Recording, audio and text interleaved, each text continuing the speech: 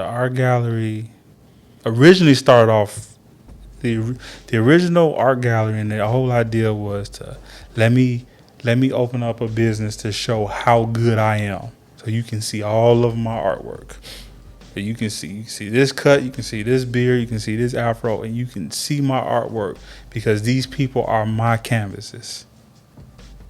But the more I became convicted by the Bible, the more I became convicted by God's word, I began to see that I have minimized man made in the image and likeness of God and reduced them down to my canvas. I felt convicted by that. The more I got to know the people that was sitting in my chair, hear their stories, hear the things that they were into, the more I began to value them as a person, where the art gallery went from me selfishly trying to look at how good my work is, to it evolved into being, look at this dope place where you get to view all these different people. The best art created by the best creator, God himself. All these different people, different backgrounds, different outviews on life. This is the true gallery. Man, people, their story, the impact that they can have. So our gallery became less about me and what I can do and more about the individual people that come in. Everybody has a value that they add to this world. Everybody has something that for somebody else may be insignificant to a lot of people, but it was vital, right? You think about people who had great impacts in American culture, like Dr. Martin Luther King. Dr. Martin Luther King didn't just wake up knowing how to speak the way that he spoke. Somebody taught him how to deliver his speech better. That person played a significant role in his life. Yeah. Goes back to the belief that we're all connected. Mm-hmm. And can I share something with you? Like on just going along with that same story you have, like sharing to you what I've seen on social media now, sharing with just how you summarize where you came from with the art gallery, from it being self-motivated to now it being more about the person that's in the chair and uplifting them. One thing I started seeing that I am in dislike with is people recording themselves doing acts of kindness to others. And the reason why I wanted to share this is because it goes along with your story on how it's no way if you just do something out the kindness of your heart, you're going to have a video production right behind you shooting this while it's happening. You know, it's just, I mean, I love you guys. You guys are the best in the world, the greatest in the world. You and Mike Jr. But you guys are not following me if I give somebody $10 at the mall to get lunch. You know what I mean? So I wanted to share that because I think it just goes along with just how people do things for show. People do things for self and not really for that person. Because if it really was for that person, you didn't have to record it. All right. You're just gonna do it. You didn't have to post it. Somebody else, if you did post it, you're reposting it because somebody took light of what you did. Because you're posting it, it just gives such a distasteful look on just, it really shows a little bit of an embarrassment to that person you did it to, because it's like, hey, look what I did for you. And now you kind of forcing somebody to feel indebted with you. Right. You know, so I that's why I wanted to share that with you, because it goes along with what you're saying. It's just, yeah. And because of like what we're doing in the shop with you know, who's next? I want to point out that if that's your strategy to use that as a way to build business, I see how it can quickly build a business. Yeah, It could benefit you greatly. It works. It definitely works. Like, that's what we can agree on. If you want to show acts of kindness and you want to make a big production about it to show how genuine of a person are, it's gonna work. It's gonna build a following.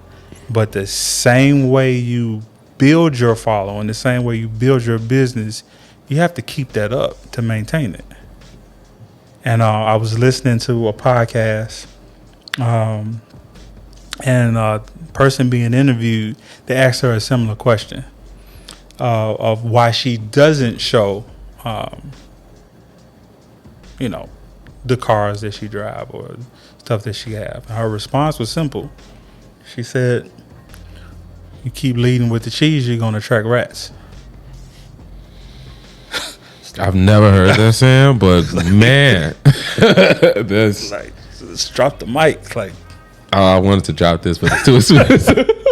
Right, and it's like you had to. It made me stop cutting and just think for a minute, because it's like I know the concept, but I never thought about it quite in that way. Mm-hmm. Because when you think about it even more, you take it a step further. When rats run out of food, I don't know if you even know what rats do. Yeah. They run out of food, they start eating each other. And that's a lot of what we do in our communities. We start tearing each other down. Mm. So the art gallery and what we're trying to do, what I initially intended to do, shout out to DeMarco. If you there's going to be a link somewhere where you can see. DeMarco was a client. He's more than a client. He gonna hate that I just said that. That's my boy. That's my bro. DeMarco is my bro, and he has such amazing work ethic that I decided to just bring my camera out. You know, we was all locked down. I was bored, got tired of being in the house. And we decided to put together some content of just him working out. Got ready to put up the equipment, and long story before I even got a chance to put up the equipment, I realized that it was more of a story behind his working out. The space where he had all his workout equipment, he began to explain that the reason why he had the weight bench the way he had it where it was at, because it was the same spot. He had almost died from alcohol poisoning. He was coughing up blood everywhere. So I went, hurried up, and found some lights around his house and tried to set up a whole lighting scenario, and we just did an interview. Just because I wanted him to just tell his story. The more he talked, the more I'm taking notes. Had no real, like, it didn't really dawn on me that my boy was homeless. So I'm writing down notes like, okay, we got to go to the spot where, you know, he was at and do like some B-roll stuff. And it ended up turning into like this documentary thing. And that was the original, like what I originally envisioned, of being able to take people that sit in the chair that have amazing stories that I think can be inspiring to other people. And I had a couple of people I wanted to do that with. But then getting back to the business side, Josh, if y'all don't know Josh is, how long have I been cutting your hair? Since I was, I want to say, how old are you when you were in 4th grade? Like 11 years old? Something like that? Yeah. So since I was 11 years old and I didn't want Mike to cut my hair. Yeah, you can watch the first video to hear that garbage. Like, he was he's a terrible client. Like, just terrible all the way around, like, for so many different reasons. But he's quickly became more like my brother. Because I have an actual brother, like, shout out to Darian, that they actually kind of like look alike. Most people mistake, they mistake Josh for being Darian. Shout out to Darian. Darian Banks. My evil twin. But when we're talking about, because should be inspiring to people trying to grow their business, and I'm trying to use this as an opportunity to display, like, no matter the amount of success that I've had behind the chair on my own, Josh presented an idea that helped expand the way I thought about even what we're doing now, that never even crossed my mind. It never crossed my mind. It was something I didn't even have no interest in, but I realized that I would be a fool to miss out on the opportunity of a real life-changing story that's developing right before our eyes that I see in Josh. Josh has an interesting story that I'm watching unfold. It hasn't fully been developed yet, but his background, being a PK, the way he thinks about information, the way he challenges traditions and norms, I believe that the older generation, not that I'm quite the older generation, I'm kind of in between. I think that where we cut ourselves off at is believing that we know it all and that our way is the right way. And I wanted to open myself up to the possibility that what I was doing and my initial goal, Josh saw it bigger than even what I could see it. And I'm sure other people can relate to that, and you'll be able to relate to what I'm about to say.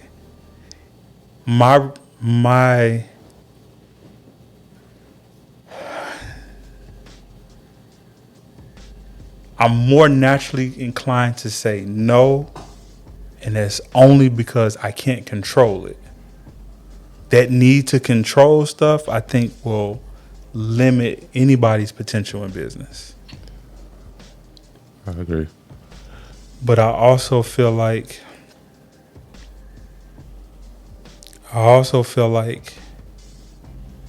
that need to control it, I have to do a self-examination of what's making me feel like I have to be the one to run the show.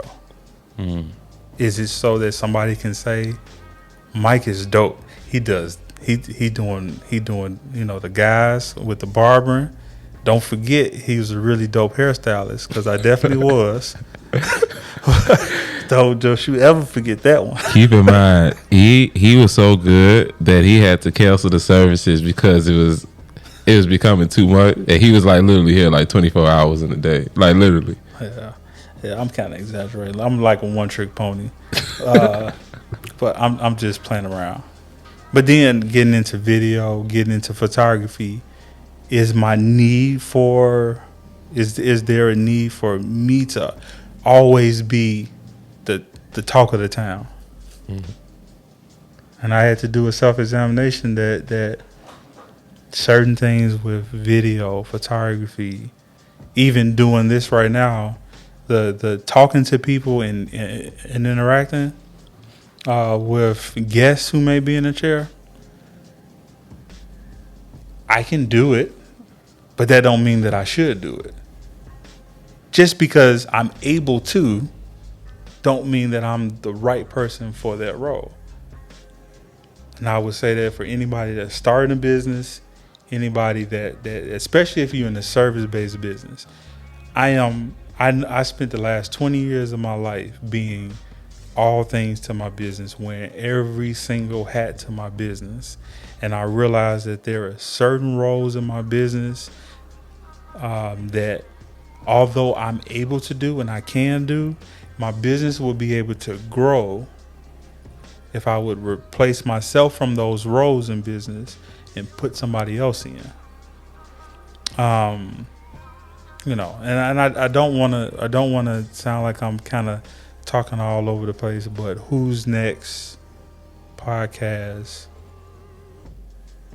which I have to say, it becoming a podcast and it becoming a thing, that was more Josh's idea.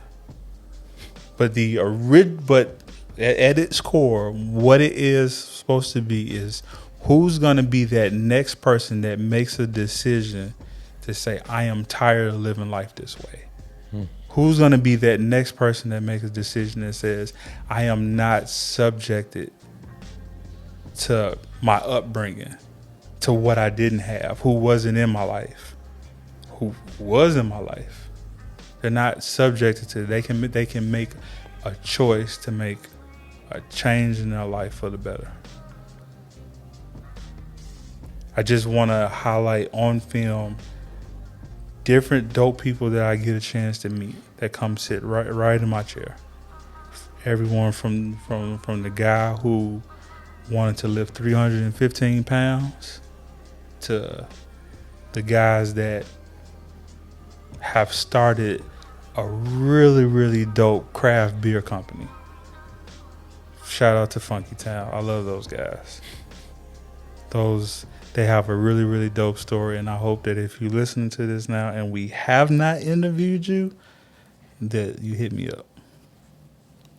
For sure. 708-646-9483.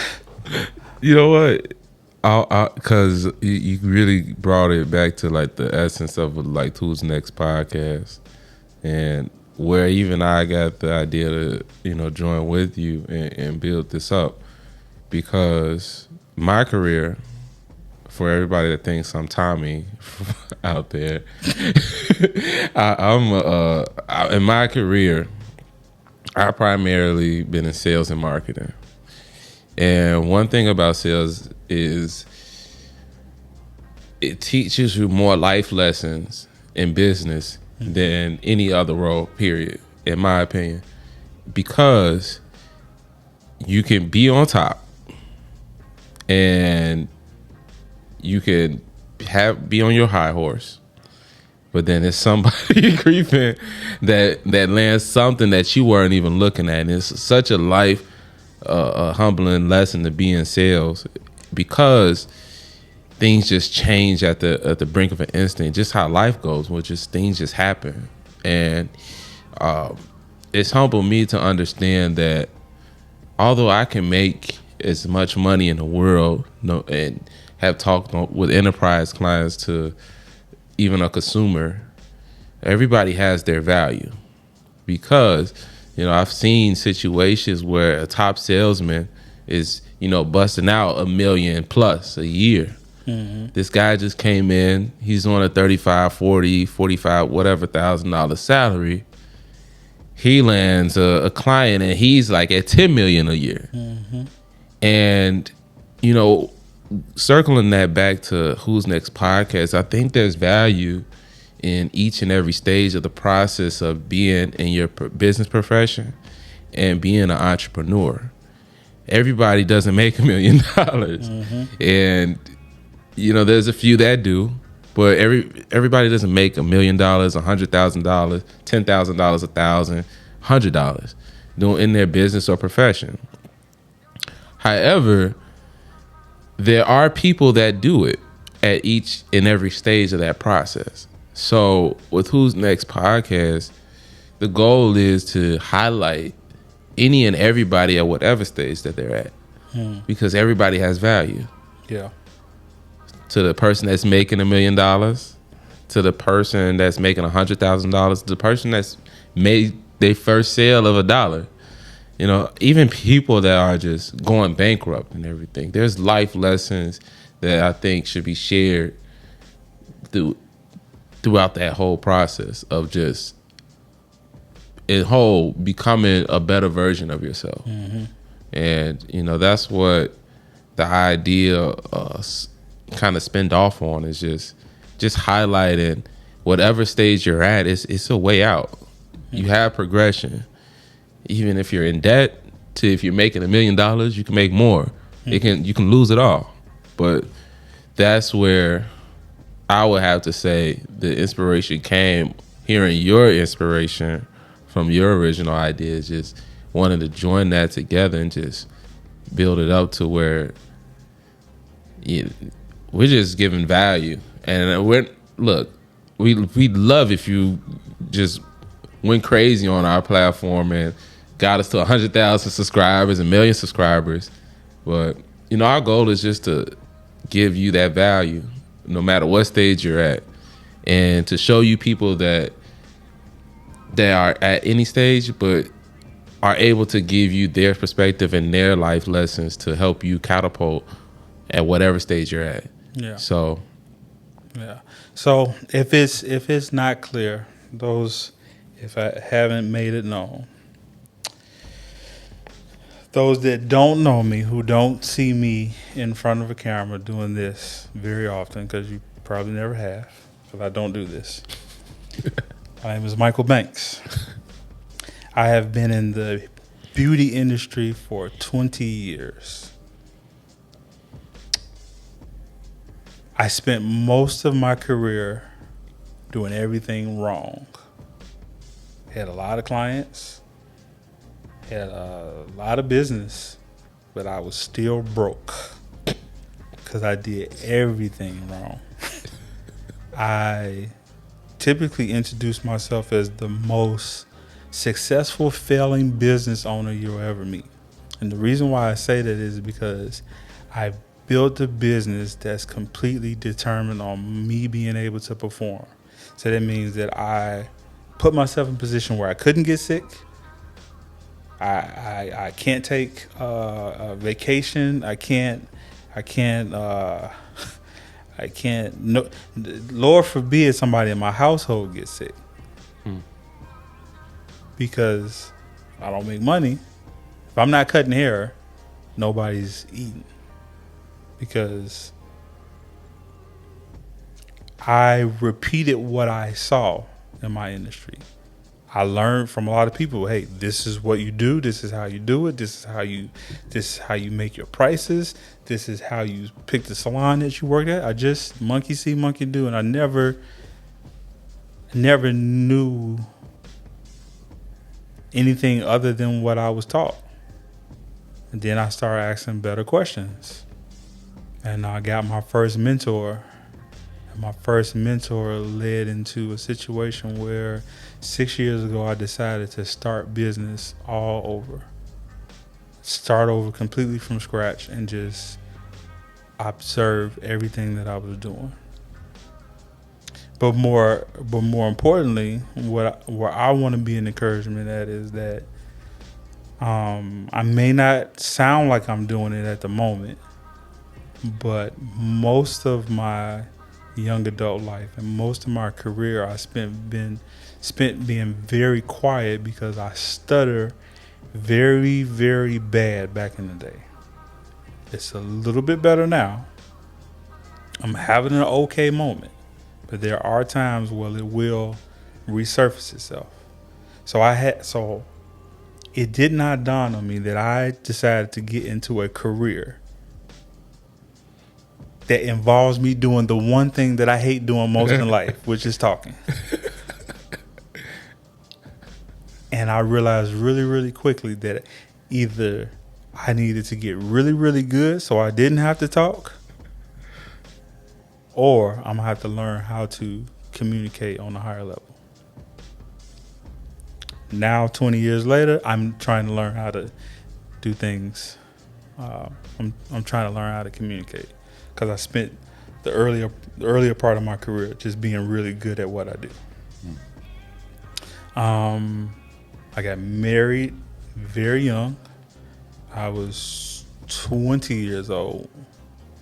I have 5 sons. We have experience of public school. We have experience in home school. We have experience in private school.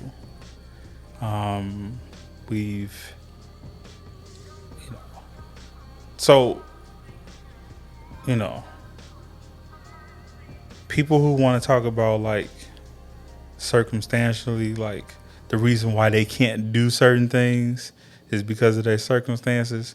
Man, please, it's you got to make up in your mind to work around handicaps.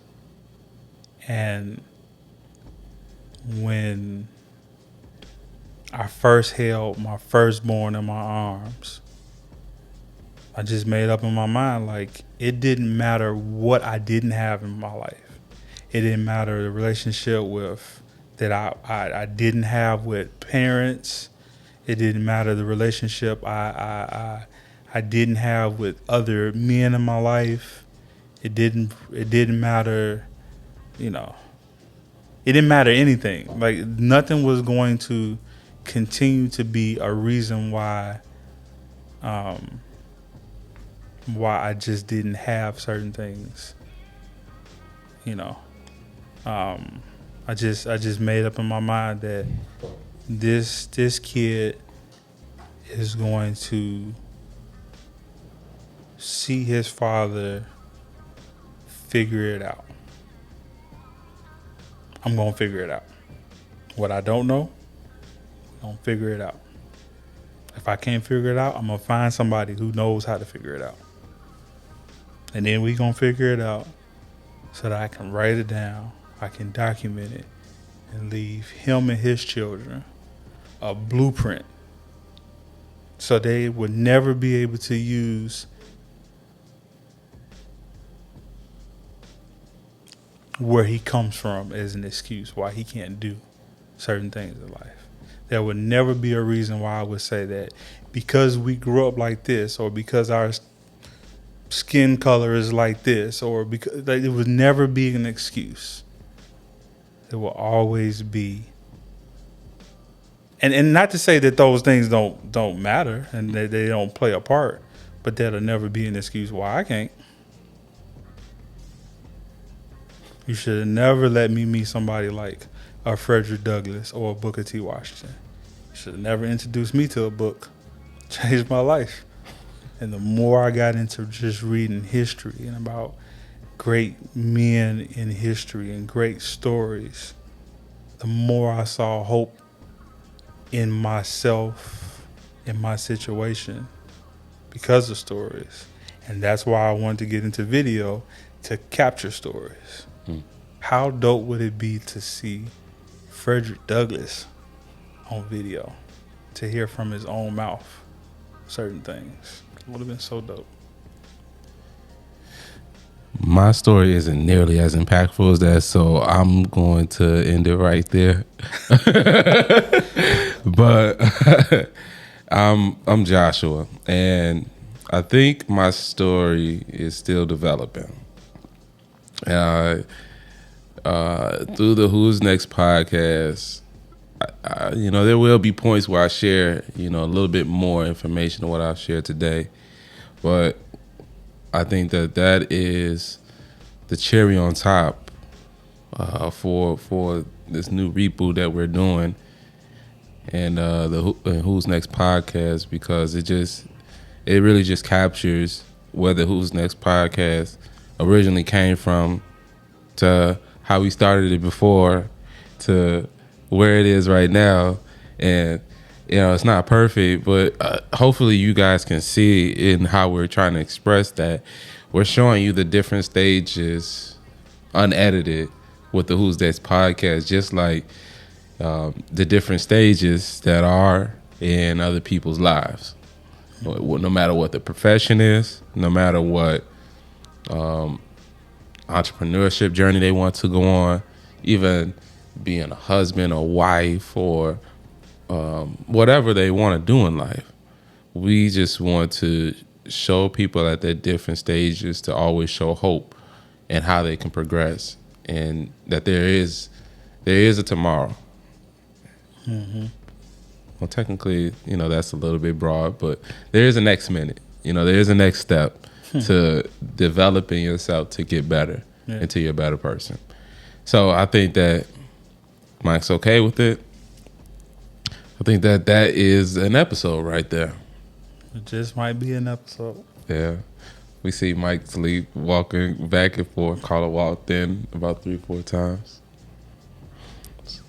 Yeah, and I just really want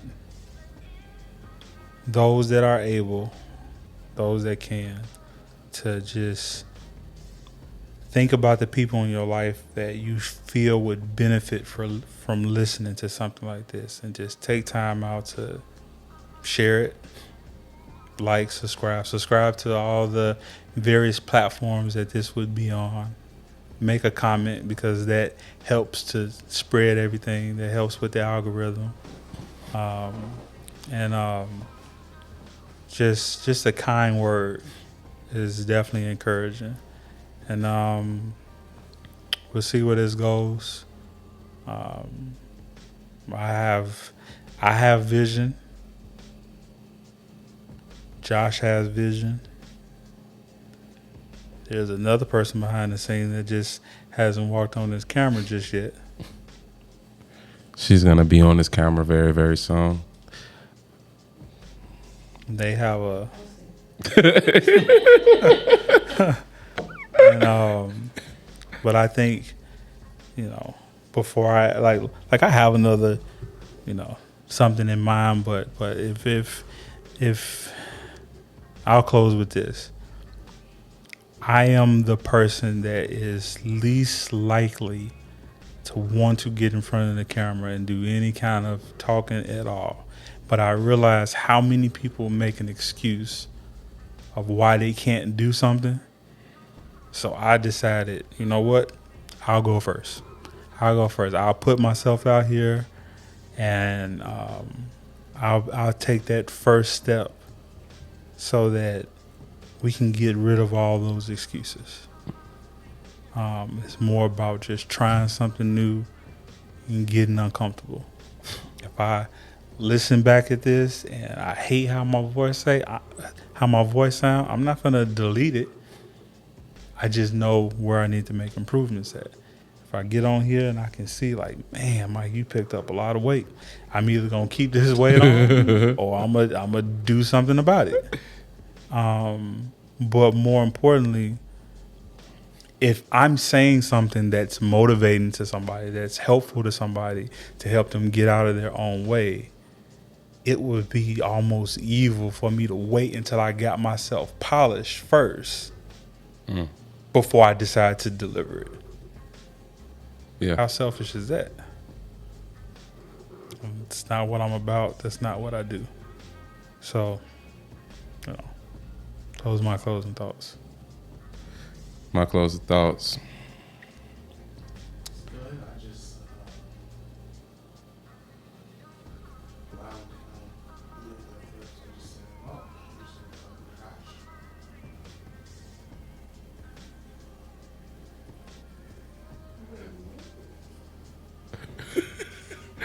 Okay. We just paused like very awkwardly because somebody was sleep talking behind the camera, and this is going to we're going to show you the life of a young man that has unlimited talents. Is very talented actually. Has narcolepsy. And is in the process of overcoming that mental thought of narcolepsy. Like, it's like holding him back. So once we get him on the camera, you know, we all got like different things about us that hold us back from doing whatever we want to do in life. But just like Carla, we want to show, Carla, she said she doesn't want to get on camera, but, we're going to get on camera for you guys. But we just want to show different perspectives of life, to summarize it. So my closing thoughts are, I'm not perfect. I'm not a millionaire. Let me say that for once.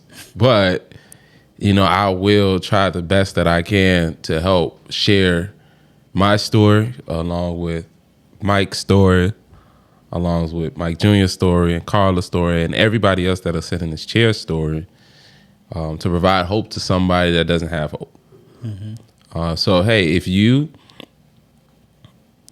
for example, have any type of story or topic that you would like to share with us, just put it in the comments. Put it on one of the Facebook videos that we put out. And because we see all that, I literally look at them. Mike looks at them. We all do. And we just like to know because, this is a process where we're all working together. And our goal is just to, again, highlight the different imperfections in everybody and show that there is a next step. So those are my closing thoughts for the Who's Next podcast. Like, share, subscribe. And don't get mad at me because I say and duh and all that stuff. I'm not the most grammatical person. But yeah, that's me. Joshua Watkins and Michael Banks. Who's Next podcast.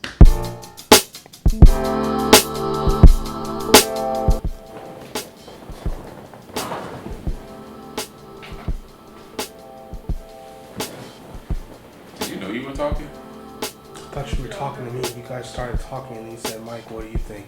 As if you were trying to wake me up. So I started talking.